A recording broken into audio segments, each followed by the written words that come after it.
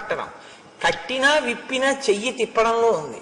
మీరు ఎటు తిప్పి ఒకలా తిప్పితే కట్టు, ఒకలా తిప్పితే విప్పడం. ఆ తాడు మాత్రం అదే. కట్టుకోవడం విప్పుకోవడం మీ చేతిలో. కట్టుకున్నా విప్పుకున్నా మీ ఇష్టం. ఈశ్వరుడు మనస్సుని ఇచ్చేశాడు అంతే. తాడు మీకు ఇచ్చాడు. ఇది ఆశ్రమాన్ని ధన్యం చేసుకోవడం అంటారు. ఎందుకు ఎడుతున్నావు గృహస్థాశ్రమంలోకి? ఆవిడ నువ్వు కలిసి తరించడానికి. నీ చెయ్యి ఆవిడ ఎందుకు పట్టుకుందంటే 24 గంటలు నీకు కావలసిన రుచులతోటి నీకు వండి పెట్టడానికి, నీకు సంతానం కనడానికి, శరీరం జర్జరీభూతం అయిపోయేంత వరకు కూడా కామ ప్రచోదనంతో బతకడానికి ఇవ్వలేదు ఆవిడ్ని కన్యాదాత.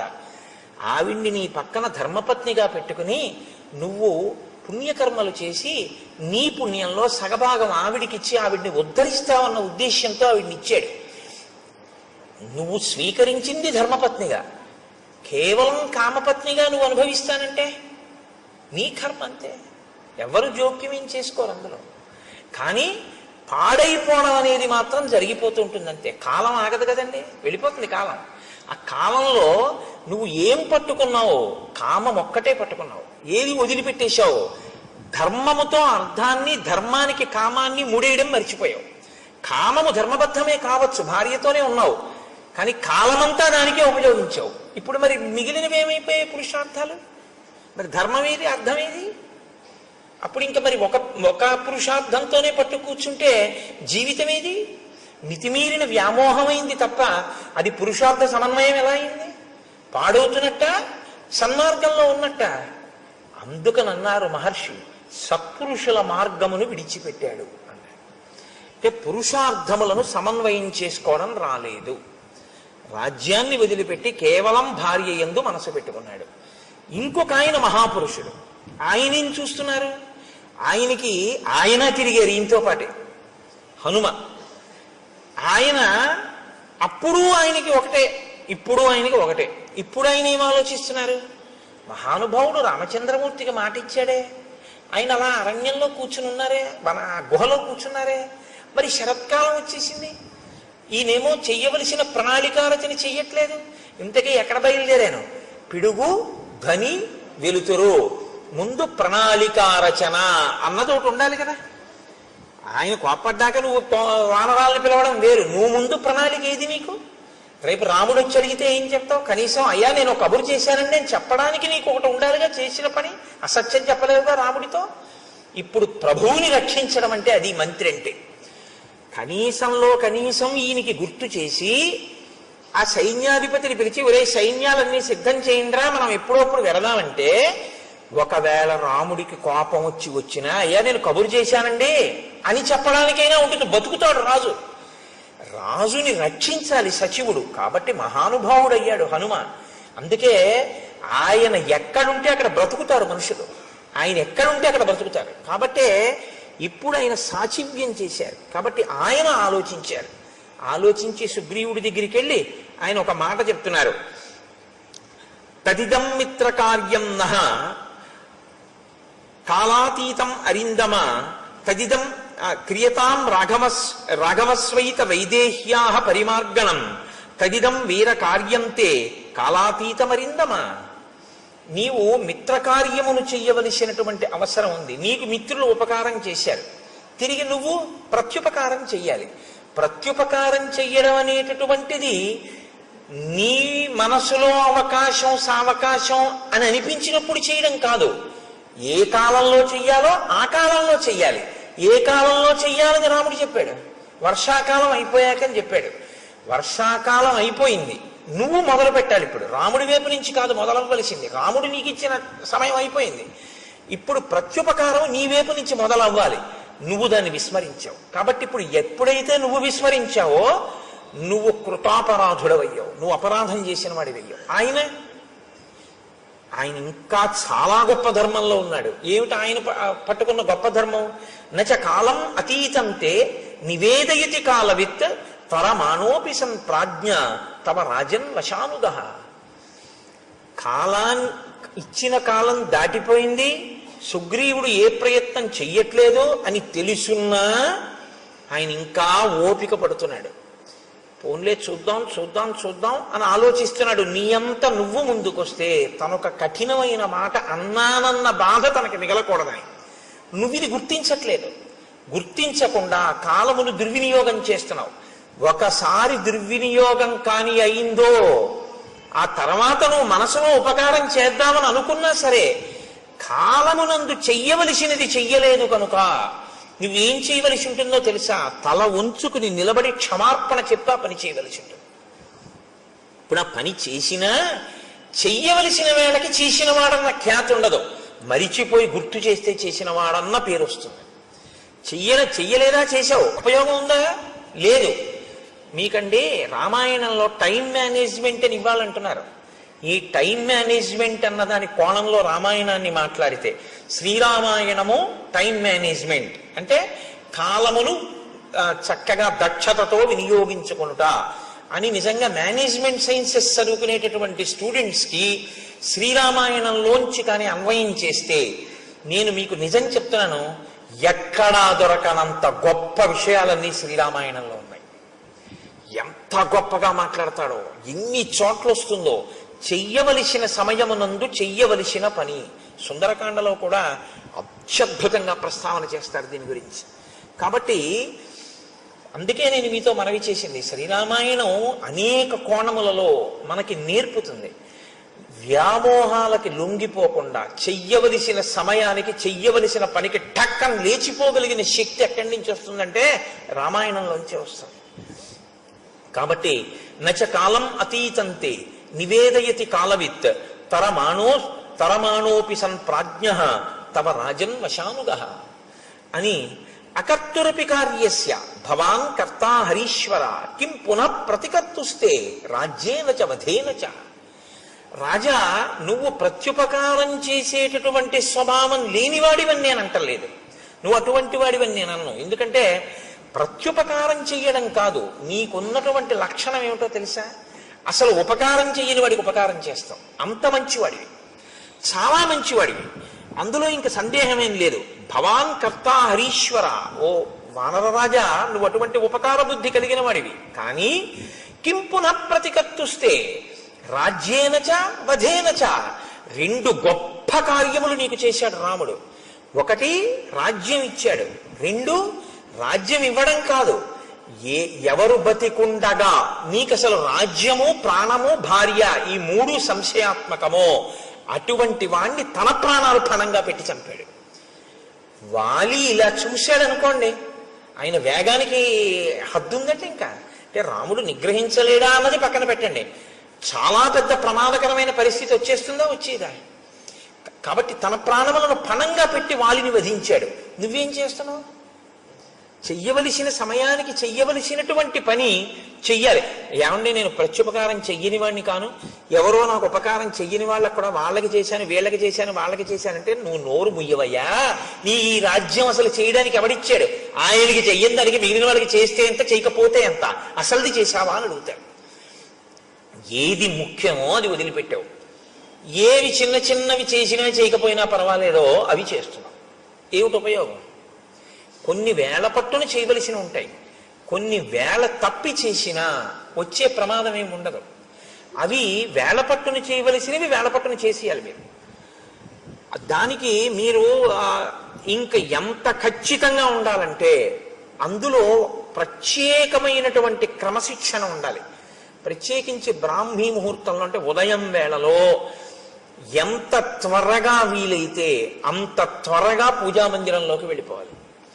పూజామందిరంలోకి వెళ్ళడానికి తను దానికి సిద్ధపడడానికి మధ్యలోకి ఎంతో అవసరమైతే తప్ప, అసలు తప్పించడానికి కుదరకపోతే తప్ప మీరు ఎట్టి పరిస్థితుల్లోనూ ఏ కార్యాన్ని దాని మధ్యలోకి రావడాన్ని మీరు అనుమతించకూడదు. ఉదయం లేవడము అంటే దీని కొరకు, పూజామందిరంలోకి వెళ్ళిపోవడం కొరకే. దానికి దీనికి మధ్యలోకి ఏదీ రావడానికి వీల్లేదు. అది భక్తిరస సంబంధమైన టీవీలో కార్యక్రమమే కావచ్చు, రావడానికి వీల్లేదు. మీ కాయిక కైంకర్యం ఏమైపోయింది? మీ సింహాసనం దగ్గర మీరు మీ సింహాసనాన్ని అర్చించద్దు, మీరు వెళ్ళిపోవాలంతే పూజామందిరంలోకి. ఏవో కొన్ని ఉంటాయి శరీరమాద్యంకులకి ధర్మ సాధనం. ఒక్కొక్కడికి వ్యాయామం చేయకపోతే ఇబ్బంది, తప్పదు, వెళ్ళాలి. వాడి కర్మ, వాడికి భక్తి ఉన్నా వెళ్ళాలి. కానీ నేను మీతో మనవి చేసేది అదే, అప్పుడు కూడా మీరు మానసికం చేసేయచ్చు. ఇతరుల దృష్టిలో మీరు వాకింగ్కి వెళ్ళినట్టు ఉండొచ్చు, కానీ మీరు దాన్ని ఈశ్వరారాధనగా మార్చుకోవచ్చు. మీరు బెంగ పెట్టుకోక్కర్లేదు, అయ్యో నేను చేయలేకపోతున్నానని అనుకోక్కర్లేదు. ఆ ఆర్తిని ఈశ్వర పూజగా మలుచుకుని శరీరంతో వ్యాయామం చేసి రాగానే మీరు వెళ్ళిపోవాలంతే పూజా మందిరంలోకి. తప్ప ఇక దాని మధ్యలోకి ఇంకోటి వచ్చేసింది అంటే మీ శ్రద్ధ నశించిపోయింది అని గుర్తు. ఇదే రావణాసురుడి విషయంలో సీతమ్మ అంటుంది, సన్నామివ మహాకీర్తిం శ్రద్ధామివ విమానితాం పూజామివ పరీక్షీణాం ఆశాం ప్రతిహతామివ. ఉపాసన రహస్యాలు చెప్పింది కాబట్టి సుందరకాండే. శ్రీరామాయణంలో అది ఇంకా జీవధార. సుందరకాండ వచ్చేస్తోందిగా ఇంకెంత 2-3 రోజులు. కాబట్టి హనుమ మాట్లాడడం అంటేనండి శ్రీరామాయణంలో అలా ఉంటుంది. ఆయన మహానుభావుడు. ఆయన ఎక్కడైనా మాట్లాడితే మీరు చాలా జాగ్రత్తగా దృష్టి పెట్టి ఆ విషయాన్ని జాగ్రత్తగా చదవవలసి ఉంటుంది. చదివి ఇది నా జీవితంలో అన్వయం చేసుకునేటప్పుడు ఎక్కడ వస్తోంది పొరపాటు, దీన్ని నేను ఎక్కడ దిద్దుకోవలసి ఉంటుంది అన్నది మీరు ఆలోచించుకుని మీరు వెంటనే మీ జీవితంలోకి సమన్వయం చేసుకోవడంలో కృతకృత్యులు కావాలి. అప్పుడు రామాయణం మీకు ఉపయుక్తం అవుతుంది. కాబట్టి రాజా నువ్వు తొందరపడవలసి ఉంటుంది. ఉండి వెంటనే రాముడికి ప్రత్యుపకారం చెయ్యి. ఇప్పుడు హనుమ చెప్పిన మాట అంటే వింటాడు. వినడం సుగ్రీవుడి లక్షణం, వినకపోవడం రావణాసుడి లక్షణం. తప్పు చేయడం తప్పు కాదు, వినగలిగినటువంటి ప్రజ్ఞ ఉంటే బయటికి వస్తాడు, పర్వాలేదు. కాబట్టి ఇప్పుడు ఆయన వెంటనే నీలుణ్ణి పిలిచాడు. పిలిచి సందిదేశాతిమతిమాన్ నీలం నిత్య కృతోద్యమం దిక్షు సర్వాసు సర్వేషాం సైన్యానాం ఉపసంగ్రహే. అన్ని దిక్కుల నుండి వానరములన్నిటినీ కూడా పిలిపించి సిద్ధంగా ఉంచు, మనం రామకార్యం మీద పెడదాం. ఇదొక్కటి చెప్పి మళ్ళీ మర్చిపోయాడు. అంతే. మళ్ళీ మధుసేవనం, మళ్ళీ భార్యలతో రమించడం, అందులో పడిపోయాడు. కానీ ఈ మాట సుగ్రీవుణ్ణి బతికించేసింది. అది ప్రభువుని బతికించడం అంటే. ఈ ఒక్క మాట చెప్పి ఉండకపోతే నిజంగా సుగ్రీవుడు చెప్పుకోవడానికి ఏమీ లేదు లక్ష్మణుడితోటి రాముడితోటి. ఇది నీలుడికి చెప్పాడు కాబట్టి బతికిపోయాడు సుగ్రీవుడు. ప్రాణభిక్ష పెట్టారండి హనుమ. సచివుడు మంత్రి అంటే అర్థం ఏమిటంటే నిర్మోహమాటంగా తన మీద పరిపాలన చేసేటటువంటి ప్రభువు యొక్క హితాన్ని ప్రజాహితాన్ని కోరి అందులో ఏ మొహమాటం లేకుండా సలహా చెప్పగలిగినటువంటి ప్రజ్ఞ ప్రకాశించిన వాణ్ణి మంత్రి అని పిలుస్తారు. అలా ఉండాలి సచివుడు అంటే. కాబట్టి హనుమ వెళ్ళి అంత ధైర్యంగా సుగ్రీవుడితో మాట్లాడారు. నీలుణ్ణి పిలిచి ఆదేశం ఇచ్చాడు. ఇచ్చిన తరువాత ఆ నీలుడు బయలుదేరాడు అని మనం అనుకోవలసి ఉంటుంది. ఇప్పుడు హనుమ ఏది ఊహించారో అది నిజమవుతుంది. మహాత్ముల ఊహలు ఎందుకు పోతాయండి? ఉత్తినే పోవు. శరత్కాలం వచ్చేసింది. శరత్కాల చిహ్నములను వర్ణించాడు రామచంద్రమూర్తి లక్ష్మణుడితోటి. వర్ణించి ఆ లక్ష్మణునితో ఒక మాట చెప్పాడు. అన్యోన్యబద్ధ వైరాణం జిగీషూణాం నృపాత్మజ ఉద్యోగ సమయ సౌమ్య పార్థివానాం ఉపస్థిత. ఇయం సా ప్రథమా యాత్ర పార్థివానాం నృపాత్మజ నచ పశ్యామి సుగ్రీవం ఉద్యోగంచ తథావిధం. ఇప్పుడు శరదృతు వచ్చింది కాబట్టి ఆకాశం అంతా పిండారబోసినట్టుగా వెన్నెల ప్రకాశిస్తూ ఉంటుంది. కాబట్టి విశేషమైన చలిగాలులు కాని వర్షాలు కాని ఉండవు, వేడి ఉండదు. కాబట్టి రాజులందరూ కూడా జైత్రయాత్రలు చేస్తూ వాళ్ళు మనసులో విజయం పొందాలన్న ఆకాంక్షని నెరవేర్చుకునేటటువంటి సమయము ఆసన్నమైపోయింది. ఆ దిశగా ఉద్యోగం చేస్తున్నారు. ఉద్యోగం అంటే ప్రయత్నం.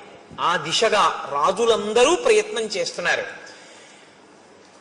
నేను కూడా సీతమ్మ యొక్క ఎడబాటు వలన కలిగినటువంటి శోకము నుండి బయటికి రావడం కొరకు రావణాసురుని మీద యుద్ధానికి వెళ్ళవలసి ఉంది.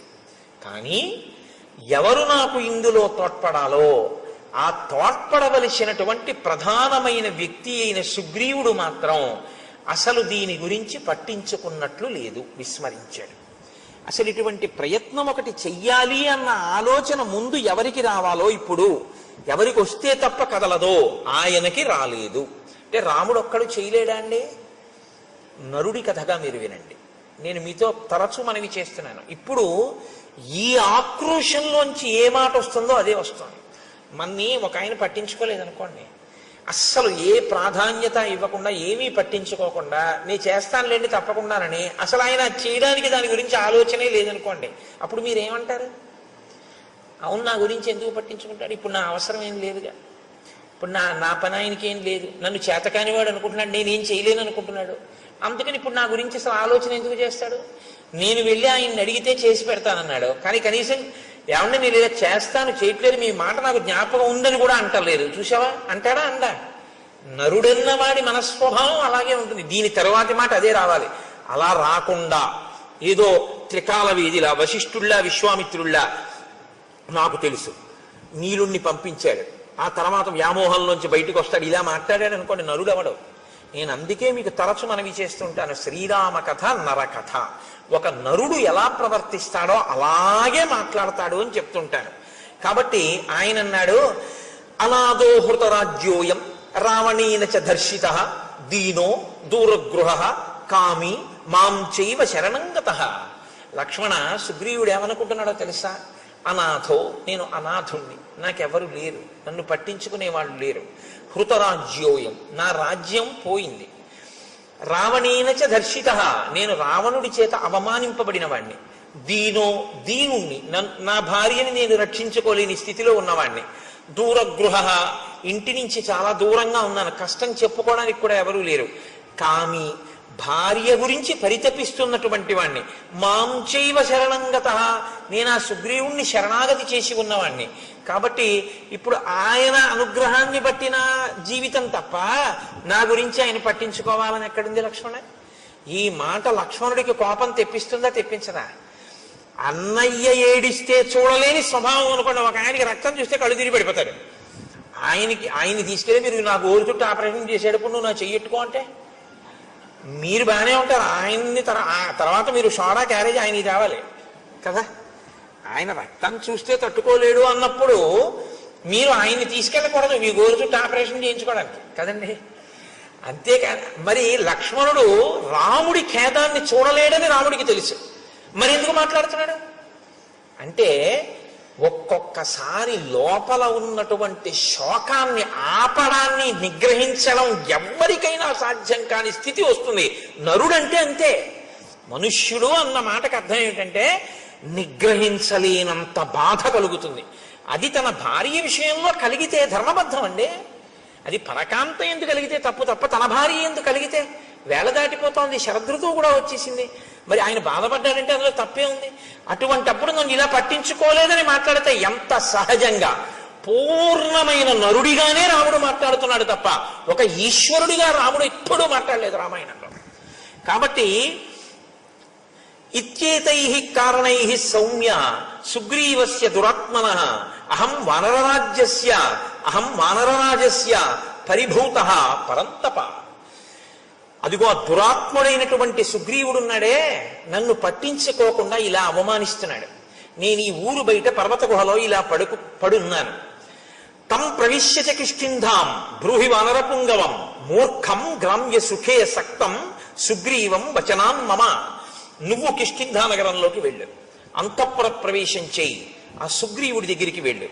గ్రామ్య సుఖం అంటే కేవలము కామోపభోగమే జీవితానికి ప్రయోజనంగా బతుకుతున్నటువంటి ఆ సుగ్రీవుడి దగ్గరికి వెళ్ళి వచనాన్ మమ, నా మాటగా చెప్పు.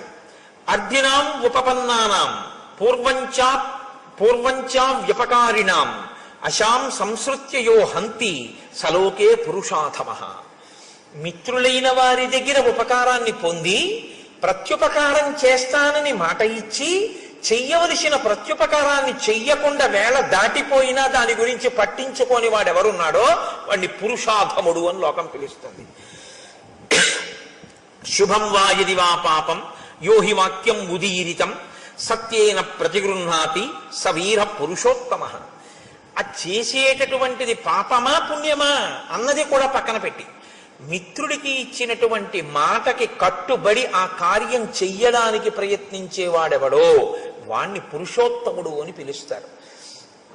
కృతార్థాహ్య కృతార్థానాం మిత్రాణం న భవంతి తాన్ మృతానపి క్రవ్యాదాహ కృతఘ్నాన్ నోపభుంజతే. ఎవరు మిత్రులు చేసిన ఉపకారము వలన తాను గట్టెక్కి మిత్రుణ్ణి గట్టెక్కించడానికి ఉపకారం చెయ్యవలసిన సమయంలో ఉపకారం చెయ్యకుండా ముఖం చాటేసి తిరిగి జీవితాన్ని వెళ్ళబుచ్చుకునే ప్రయత్నం చేస్తాడో అటువంటి వాడు మరణించిన తరువాత వాడి శరీరాన్ని కుక్కలు కూడా ముట్టుకోవు అని చెప్పు. నూనం కాంచన పుష్టస్య విరుష్టస్య మయారణే ద్రష్టుం ఇచ్చతి చాపస్య రూపం విద్యుద్గణోపమం.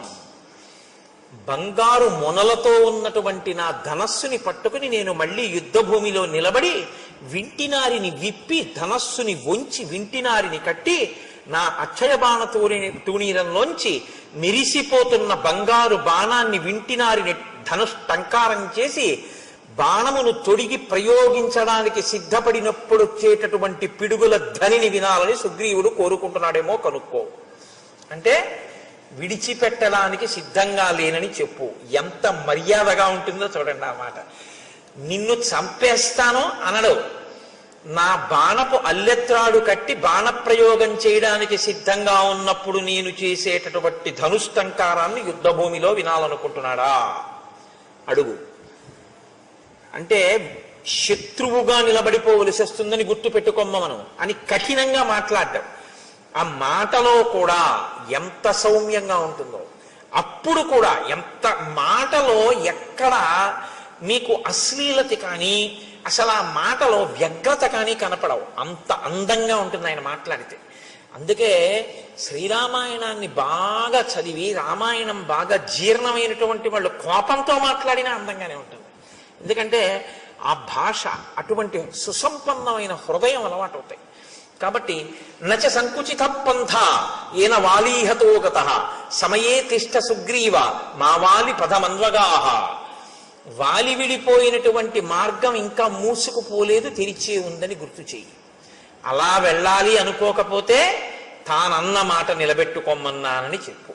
వాలి వెళ్ళిన మార్గం మూసుకుపోలేదంటే అటు పంపిస్తానని చెప్పంటే వాలిటి వెళ్ళాడు, మృత్యువుని పొందాడు, అదే పొందుతాడని చెప్పు. ఆ మాట నోటితో అనడం. ఎందుకంటే మిత్రుడి విషయంలో అసలు ఆ మాట నోటి వెంట రాకూడదు. కాబట్టి ఎంత అందంగా మాట్లాడుతున్నాడో చూడండి. తన ధర్మం నుంచి తాను ఒక్క అడుగు తొట్టు పడకుండా నిలబడుతుంటాడు ఎప్పుడు.